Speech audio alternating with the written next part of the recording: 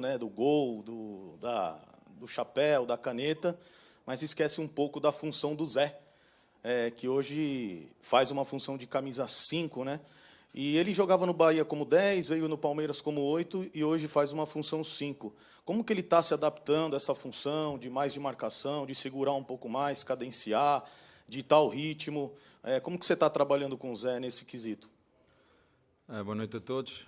Em primeiro lugar, eu gostaria de dedicar esta vitória ao Dr. Gustavo Malioca, que faz hoje 42 anos, e, portanto, esta vitória é para ele.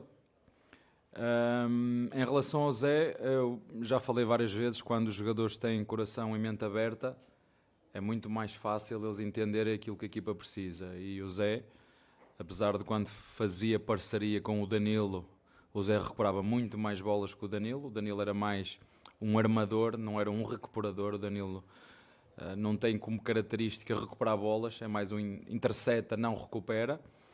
E a verdade é que, se com bola o Zé tinha mais chegado e o Danilo era mais armador, sem bola era o Zé o nosso 5, porque ele recuperava muito mais bolas do que o próprio Danilo. E, portanto, é uma posição que ele já fazia, a de 5-8, em função dos jogadores que nós vimos ao longo da preparação. Achámos que o Zé devia, em função das necessidades que nós tínhamos, da posição 5, o Zé é um jogador inteligente que percebe o jogo. Não é eu costumo dizer que há dois tipos de 5. Há o 5 caçador, que anda para todo lado, né? E há o 5 que é de guarda, que sabe o que está posicionado, sabe fazer bem um triângulo ali na frente dos dois zagueiros, mexe-se e corre o que é certo. E o Zé, nos últimos anos, eu acho que ele começou a entender, a ler muito bem o jogo, a fazer as coberturas dos espaços, quando ele sabe muito bem quando tem que marcar o espaço e quando tem que marcar o homem. E nós decidimos recuá-lo mais um bocadinho. É uma posição que ele sabe fazer, faz bem, recupera bem. Bendita a hora que nós decidimos passar o Zé para aquela posição um bocadinho mais recuada, mas que pode chegar na mesma. Ele sabe que tem liberdade para chegar à cabeça da área, se o jogo o ditar, e soltar um bocadinho mais o menino, que não é tão rigoroso naquilo que tem que ver com esta questão de muitas vezes marcar o espaço, outras vezes marcar o homem. Abel, boa noite. Ao longo do seu trabalho, você trabalhou muito com jogadores pela direita do ataque, que eram meias construtores, né? Podemos lembrar lá do Gabriel Menino, titular na final da Libertadores contra o Santos, o Scarpa no passado jogando muito bem assim. E esse ano, não é uma coisa inédita, mas esse ano você tem pelo lado direito do ataque um atacante de fato, que é o Rony, e sua primeira opção é o Giovani, que também é um menino muito agudo, que ataca muito a linha de fundo. Queria te perguntar se essa mudança ela modifica as dinâmicas ofensivas do Palmeiras, especialmente no que diz respeito ao espaço que o lateral ataca por aquele lado e as interações com o Rafael Veiga, que é o meia central desse time. Obrigado. Olha, eu acho que foi uma vez no América Mineiro que me fizeram essa pergunta, e eu disse que jogo em função das características dos jogadores que temos. A verdade é que eu gosto, se me perguntares, eu gosto de ter os pontas bem abertos para espaçar a linha adversária, porque quando sobe os laterais ao mesmo tempo, se o adversário recompor os pontas, vamos defender ou atacar linhas de 6, e nós não queremos atacar linhas de 6, queremos atacar linhas de 4 e de 5. E isso permite-nos, como te disse, espaçar o jogo. A questão de termos o Veiga já lá jogou, o Scarpa jogou, o próprio Tabata também pode jogar ali, em função das características que nós temos. Nós andamos à procura, já vos falei de pontas, o Wesley saiu, ficamos com o Dudu, com o Breno, temos o Rony.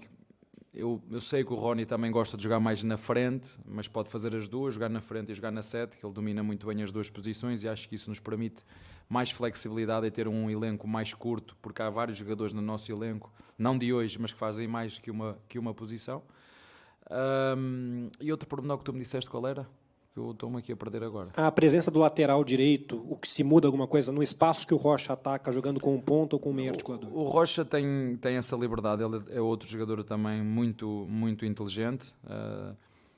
Umas vezes é ele que ataca à profundidade, outras vezes ele vai por dentro, quase como um segundo médio, quando o menino chega à área, para ficar com uma cobertura por trás, fazer uma construção 3-2 com o Rocha e o Zé, que foi o que fizemos na segunda parte, porque na primeira parte eu acho que foi a primeira vez que nós em casa demos muitas transições ao nosso adversário. Portanto, eu acho que isto era um jogo para nós fazermos mais 3 ou 4 golos e o adversário também fazer 2 ou 3.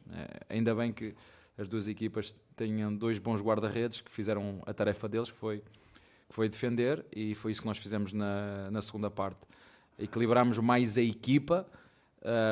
Algumas dessas transições foram frutos de erros não forçados, de passes não forçados, que depois estávamos expostos e levámos essas transições, mas que na segunda parte corrigimos, com o Rocha a poder estar um bocadinho mais por dentro para ajudar o equilíbrio da equipa no momento em que nós perdêssemos bola, dar também liberdade ao menino para poder chegar à área. Como chegou, ele teve 2 oportunidades de cabeça para poder fazer golo, mas tem que haver depois sempre uma cobertura, como tínhamos o Rony aberto, menino subido, o Rocha ficava por dentro, mas o Rocha tem essa liberdade de perceber o jogo e nos dá ali dá-nos apoio, dá-nos equilíbrio, e quando ele sente o espaço também toca e aparece para cruzar, como fez na segunda parte.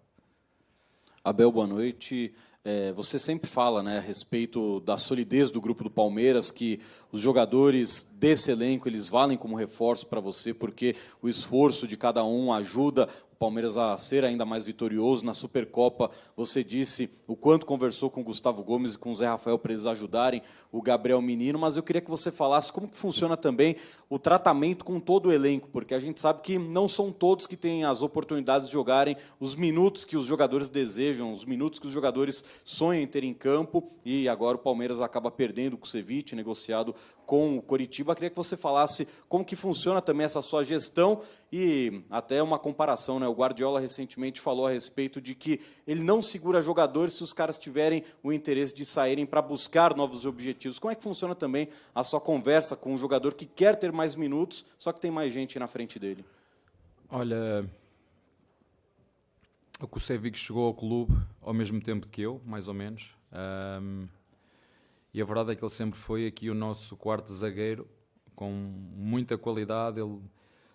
Ele entendeu, os jogadores entenderam que ele, não só quando ele era utilizado, mas nos treinos, a agressividade e a intensidade que ele punha nos treinos, mas ele sempre percebeu que os 2 jogadores que tinham à frente, mais o Luá, o Murilo e o Gomes, são jogadores com muita qualidade, e ele sempre respeitou isso, trabalhando sempre. Ele já tinha-me pedido para sair no ano anterior, e eu disse-lhe que não podia, naquele momento não podia, que era a meio de época. Disse-lhe que noutra situação, noutra oportunidade, que o ia ajudar, e como disseste muito bem, quando aí penso igual ao Guardiola, não penso em tudo igual a ele, mas nessa questão penso.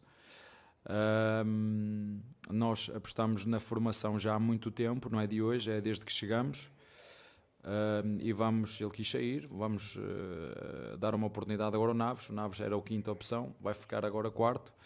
Vamos perceber como é que ele depois vai reagir quando tiver oportunidades. Eu gostava muito de ter continuado com o Kusevich, mas em função também da virtude de todo o negócio, da vontade do jogador também de querer sair, o clube também achou que era uma boa oportunidade de poder vender e realizar algum encaixe de dinheiro, e acabamos por decidir dessa forma.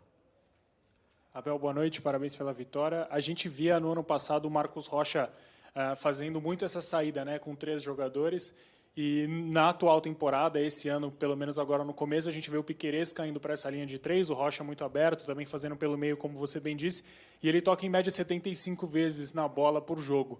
Eu queria saber o que motivou essa mudança, como foi essa conversa, e também qual a importância de ter 2 laterais tão versáteis. A gente viu o Piquerez hoje arrancando e fazendo um golaço.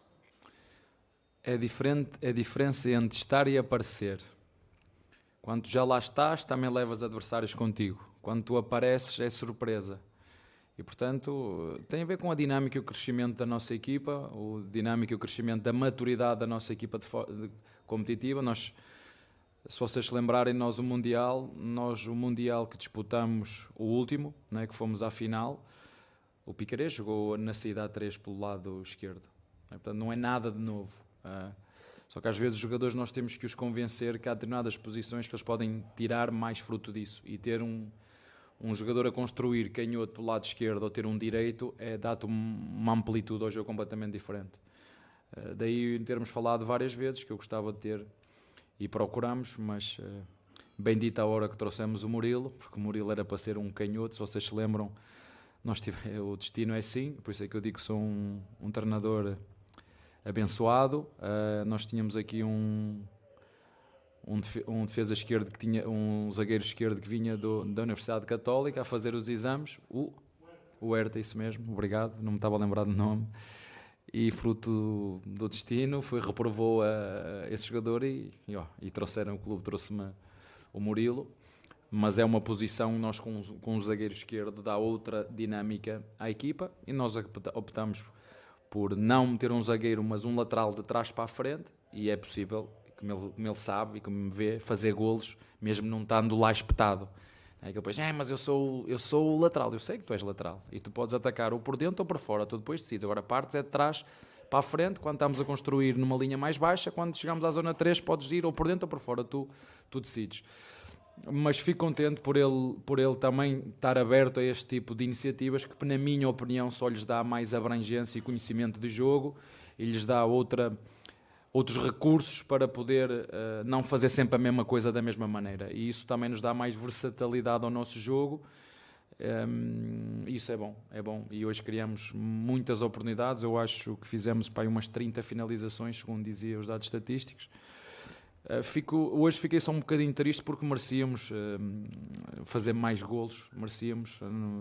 Giovanni 2 debaixo do golo, 2 penaltis falhados, o Menino, mais 2 golos que fizemos, mas o futebol é isto, é chegarmos lá e depois fazermos, é isso que temos que melhorar nesse foco e nessa concentração, porque isso depois faz a diferença, a eficácia é o elemento mais importante do futebol. Abel, boa noite. Igor Sedano, Melhor FM de Limeira. Abel, você falou há pouco sobre o Zé Rafael e também o Menino. Você tem conversado depois da saída do Danilo, essa troca, né, deles. Queria saber se hoje o Gabriel Menino é esse substituto ideal do Danilo, uma substituição caseira, digamos assim. Se você pretende ir ao mercado, se você está satisfeito nesse primeiro momento com o Gabriel Menino fazendo essa posição, ganhando oportunidade, ganhando rodagem no meio de campo, ele que ao longo do ano passado foi entrando aos poucos na equipe, hoje ele é o titular absoluto da sua equipe, e gostaria, já que você mencionou, essas 2 penalidades perdidas também. Boa noite. Olha, para ser muito sincero, nós pegamos no Zé e estamos a fazer de Zé Danilo, e pegamos no Menino e estamos a fazer do Menino Zé, só que do lado contrário. Foi o que nós fizemos, mas o nosso plano não muda, né? O clube sabe o que é preciso e sei que estão a fazer todos os esforços, e quero mesmo muito que façam todos os esforços, porque nós não nos podemos... Temos que seguir o nosso plano, temos que fazer todos um esforço, e eu conto com o esforço do clube para nós seguirmos o nosso plano, e conto com a ajuda dos nossos jogadores, para ajudar o Gabriel Menino, para ajudar o Naves, que vai ter esta oportunidade, porque nós não vamos buscar nenhum zagueiro, portanto temos que fazer todos os esforços para seguir o plano. O Naves vai ter a oportunidade de ser o quarto, era o quinto, agora é o quarto. E como te disse, o substituto do Danilo foi o Zé. E o substituto do Zé tem sido o Menino, é assim que tem sido. Boa noite, Abel Ferreira, Nino Cirilo, Bate-Fundo Esportivo. Um lance no jogo, no primeiro tempo, por volta dos 30 minutos, me chamou a atenção. O Dudu evitou uma bola de sair pela linha lateral, no campo de defesa, e ele arrancou. O desfecho da jogada não foi como ele gostaria, ele tentou o passe para o Hendrick, que foi muito forte, o goleiro pegou. Na sequência, por conta do desgaste que o Dudu teve, o Hendrick teve a sensibilidade e voltou na marcação do Dudu. Ele percebeu que o Dudu se esgotou pela velocidade, pela intensidade do lance. Eu queria que você falasse o quanto esses pequenos detalhes podem fazer a diferença em decisões ou jogos mata-mata. Olha, há jogadores que pensam assim: o que é que eu posso fazer para me destacar? Esse é o espírito egoísta que eu não quero que a minha equipa tenha. O que é que eu posso fazer para me destacar? E há aqueles que dizem o que é que é preciso fazer pela equipa. Então, isto é um espírito coletivo. E o que eu digo aos meus jogadores, eles têm que fazer todos esta pergunta: o que é que eu tenho que fazer para me desgastar? Não é? O que é que eu tenho que fazer o que é que eu tenho que fazer para me destacar? E a resposta continua: fazer o que for preciso para ajudar a equipa a cada jogo. Quando nós juntamos as duas, dá um espírito coletivo, e foi isso que tu viste. Mas para mim o exemplo maior não é esse. Falhámos 2 penalidades hoje, mas para mim o que explica o espírito desta equipa é haver um penalti onde o nosso batedor de penaltis podia fazer mais um golo, independentemente se fosse marcar ou não, e pegou na bola e passou ao Dudu. Isto demonstra bem o espírito desta equipa. E é isso que eu quero ver, é isso que eu quero ver e que espero que todos os jogadores façam e que percebam que para ganhar jogos, nós podemos ganhar jogos a qualquer altura, mas para ganhar títulos é preciso que todos se sacrifiquem, todos. O Dudu, o Hendrick, o Rony, o Zé, todos os jogadores, sobretudo os que gostam de atacar mais para a frente. Se esses ajudarem a defender, nós vamos estar muito mais próximos de ganhar. Se esses jogadores não ajudarem a defender, se começar a carregar nas costas o passado, dizer não, eu já consegui o que queria e agora não, aí vai ser mais difícil. Por isso, esses dois exemplos que tu disseste, quer o Hendrick a fazer uma compensação ao Dudu e como foi também o Hendrick a fazer uma compensação ao Rony, porque isso também aconteceu, e este tipo de situações em que o Veiga tem a oportunidade de marcar o penalti porque ele é o batedor e entrega a bola, eles podem errar os passos todos que quiserem, podem falhar os passos todos que quiserem, se continuarem com este espírito de esforço e de entrega, o erro eu vou aceitá-lo, seja de que maneira for. Boa noite, Abel, tudo bem? Fala um pouquinho da rodagem do teu banco, já que você vai ter um jogo em 60 horas, às 11 da manhã, nessa questão do verão. Fala um pouquinho da rodagem que você quis dar pro time nessa noite. E também te perguntar se o Henry fica agora com a saída do Kusevich para ser a quinta opção. Ele que não sei se está com o empréstimo já certo. O Henry, que está indo para o Dallas. Não fica. Então já estava-te a dizer que é o Naves. Não venhas perguntar por outro, é o Não. O Abel, você falou agora há pouco, numa resposta, que falou que você espera que o clube faça a parte dele, né? Agora a gente vê o elenco com o Merentiel e Kusevich fora, abrindo, de repente, uma vaga para estrangeiro. Dá para esperar alguma coisa ainda? Amanhã fecha a janela para esse Paulista? Isso é para aqueles jornalistas que passaram a vida toda a dizer que esta comissão técnica não aposta na formação, é para eles. Então, nenhuma surpresa para esse último dia de janela para a primeira fase do Paulista que encerra amanhã, você acha? Vamos seguir o plano. Vocês já me fizeram a pergunta, já foi muito claro. Vocês perceberam que a partir de determinada altura deixei de falar naquilo que era preciso, porque o que era importante é estar focados para ganhar a Supercopa. Deixei de falar naquilo que era preciso. Eu vou manter aquilo que tinha dito. Eu acho que falo o português que vocês também entendem e, portanto, estamos todos a trabalhar no sentido de eu não posso, eu se vos disser que estou a arriscar, eu faço-vos uma pergunta a vocês, não precisam me perguntar a mim, faço uma pergunta. Nós tínhamos 4 zagueiros, Kusevich, Luan, Murilo e Gomes. Estes 4 jogadores têm uma nota, vocês dão a nota que vocês quiserem, e agora tenho Naves, Luan, Kusevich e Murilo. É igual? Mas não vamos buscar nenhum, são estes que nós vamos jogar até o fim. Abel, boa noite.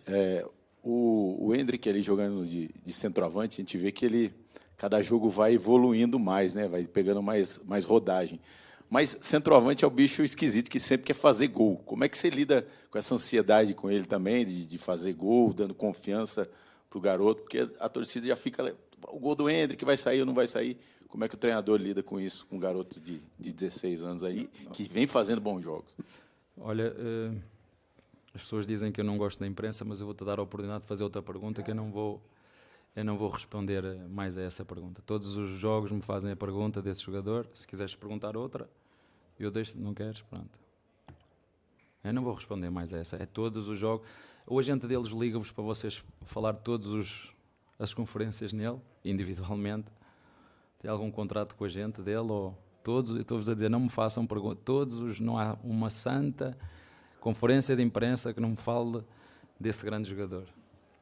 Não, inclusive, eu destaquei que ele vem fazendo bons jogos no crescimento dele. Porque vocês me perguntam todo o santo jogo, será que não há outras... Porquê é que tu meteste o Luá? Porque o torcedor quer saber também. Porquê é que não meteste o Luá? Ele é nosso jogador. Porquê é que não meteste o Luá a 6? Porquê é que não meteste o Fabinho? Porquê é que não joga? Façam outras perguntas, me façam as mesmas perguntas. Todos nós temos que ser criativos. É uma pergunta que me fazem todas as conferências de imprensa. Não vou falar mais sobre isso. Deixa o garoto estar em paz. Então eu vou inverter o jogo, professor.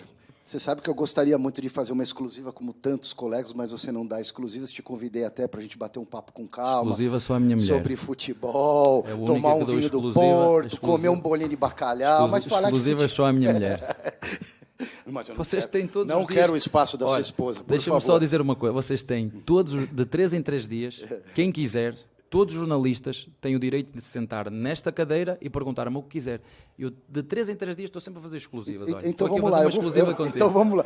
Então eu vou aproveitar. De vez em quando eu aproveito a coletiva para fazer perguntas até fora do jogo. É o caso, tá, Abel?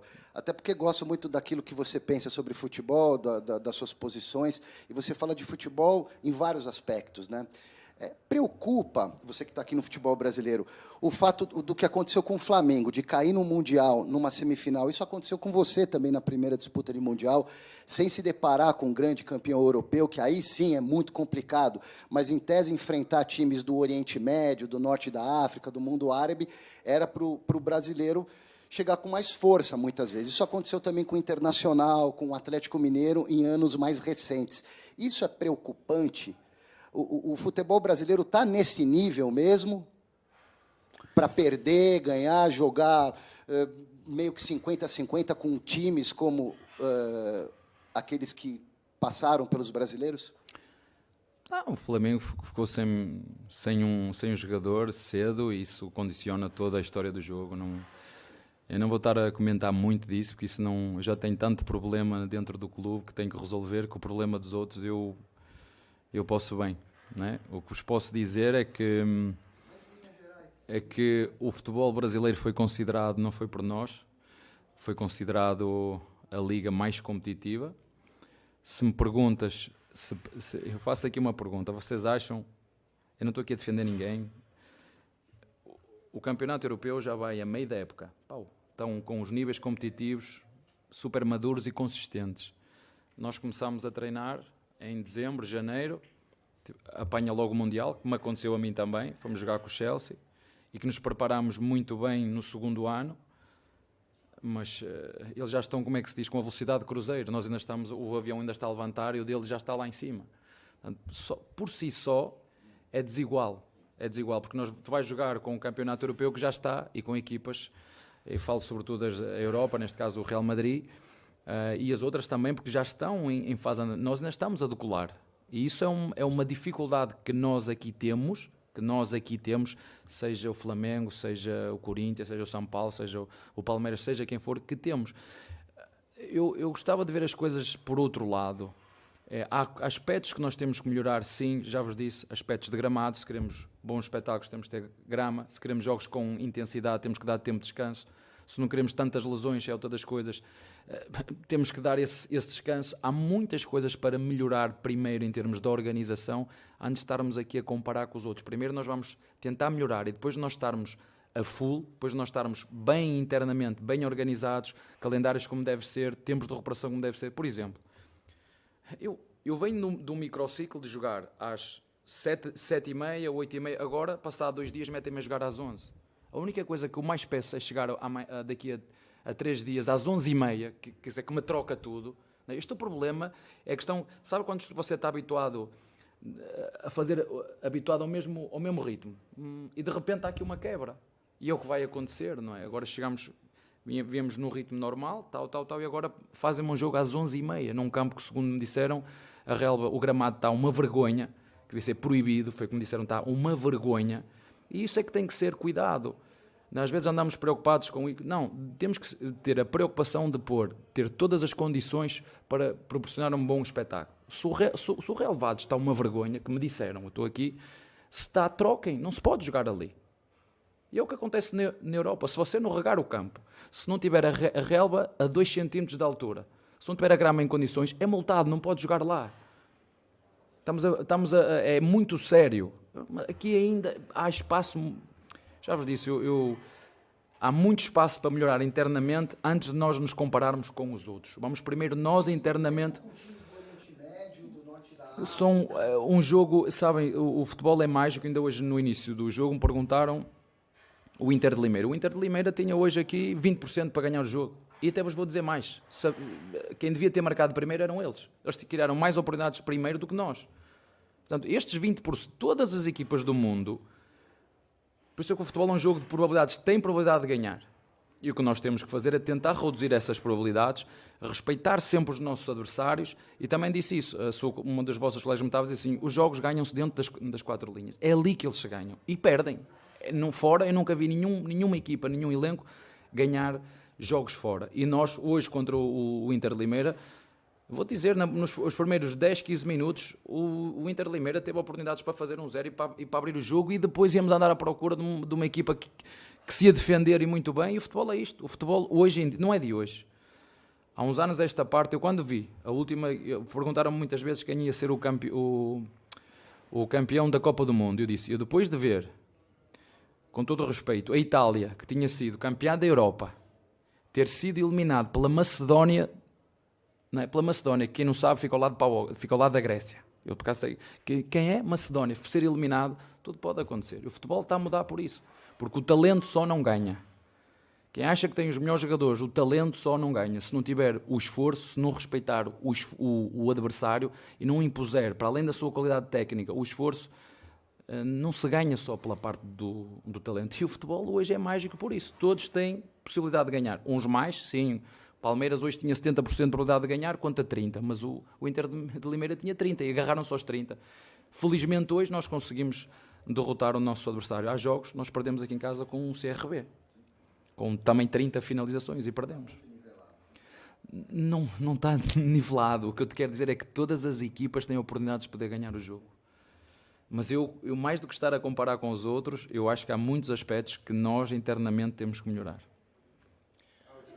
Boa noite, Abel. E no livro, se tu quiseres ler o meu livro, não é? Se quiseres ler o meu livro, nas últimas, autografo com todo o gosto. Tu estás aqui muitas vezes e brincas comigo, eu também posso brincar contigo.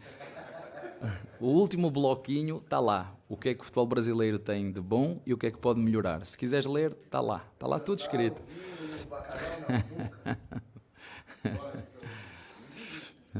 Boa noite, Abel. Rodrigo Fragoso, TNT Esportes. Abel, fugindo um pouco do jogo, falando um pouco da tua experiência no futebol brasileiro. Hoje, o técnico Luiz Castro, do Botafogo, fez o seguinte tweet: o treino foi, é e sempre será o meu mundo, uma das grandes paixões da minha vida. O futebol brasileiro é um dos que menos permite as equipes treinarem. Eu queria saber qual é a tua relação com o treino e o que o calendário do futebol brasileiro fez você desenvolver para lidar com tão poucas sessões em relação a outros países em que você trabalhou. Primeiro dizer-te que eu gosto muito do Luiz Castro. E vou-lhe dizer a ele, eu treino. Não treino é com a intensidade que ele e eu gostávamos de treinar. Hoje de manhã tivemos treino. Eu treinei hoje de manhã. Só que a intensidade do treino é que é diferente. E o que o Brasil a mim me ensinou é que há crenças que tu tens, não, os jogadores não podem jogar 2 em 2 dias, de 3 em 3 dias. Podem. Não 6 jogos seguidos. Ao final de 6, pelo menos os meus, há sempre um ou outro que cai. Então, eu quando começo a ver uma sequência grande, 5, 6 jogos, nós temos que começar a trocar. Ou trocar ou substituir mais cedo. Embora os jogadores às vezes ficam chateados. Não é? Porque é que troca sempre o Dudu? Porque é que troca sempre o Giovanni? Porque é que troca sempre os jogadores que são aceleradores? Não é? Eu não posso ser isto aos jogadores. Mas se o jogo me permitir, como ainda permitiu hoje, eu começo já a pensar, bem, se der aqui folga, começo já a pensar no jogo seguinte. E que os jogadores que eu tenho, que sei que são fundamentais e que são a base da equipa, se eu os conseguir tirar mais cedo, vão ter mais energia e vão conseguir recuperar mais cedo. Mas é uma coisa que eu tenho preocupação aqui. Na Europa eu não tinha essa preocupação. Tinha uma semana inteira para recuperar e para treinar. Portanto, aqui tenho que pensar isso. Tenho muitas vezes, sem dizer aos jogadores, mas estou a jogar 2 jogos. Como já joguei aqui. Lembro-me que toda a gente me criticou quando jogámos contra o São Paulo. Jogámos com uma segunda linha porque tínhamos a Libertadores a seguir. E jogámos e bem, só que perdemos, e bem. Mas eu tinha que fazer essa poupança. Não há outra forma. E o Luís, eu entendo o que é que o Luís diz. Ele quer ter semanas para treinar, semanas para melhorar aspectos que ele viu que tem que melhorar e não tem esse tempo para treinar. Porque aqui é, tu jogas e recuperas. O que eu faço, e se o Luís me quiser ligar não tem problema nenhum, nós partilhamos, eu treino numa intensidade diferente, que é o que ele faz. Ele é muito mais experiente que eu É o que ele faz também. Agora, claro, para quem gosta do treino e de treinar, tem que se adaptar às circunstâncias. Não há outra forma. Não há outra forma. Amanhã, por exemplo, quem jogou, fazer o quê? Tem que descansar. Não tem que recuperar. Quem não jogou, vai ter um treininho ali 20-20 de jogo, seguro. Vai ter. Isso, mas 20-20 é 20-20 ou 10-10, conforme nós acharmos. Agora, esse é que é o equilíbrio entre os que jogam e os que não jogam, para depois, quando todos forem precisos, poderem responder ao mais alto nível. Isso é que o futebol brasileiro te ensina, é estar sempre a ter estes dois, o grupo A, que é o que joga mais, o grupo B, que joga menos, mas estar ao mesmo nível deste aqui, dar carga. Por isso é que nós treinamos muitas vezes, não me importa dizer isto, muitas vezes com o sub-20 e com os jogadores do sub-17 e do sub-16. E por isso é que nós conhecemos também os jogadores da base, porque eles estão constantemente a treinar connosco. Tá? Você vai ganhar um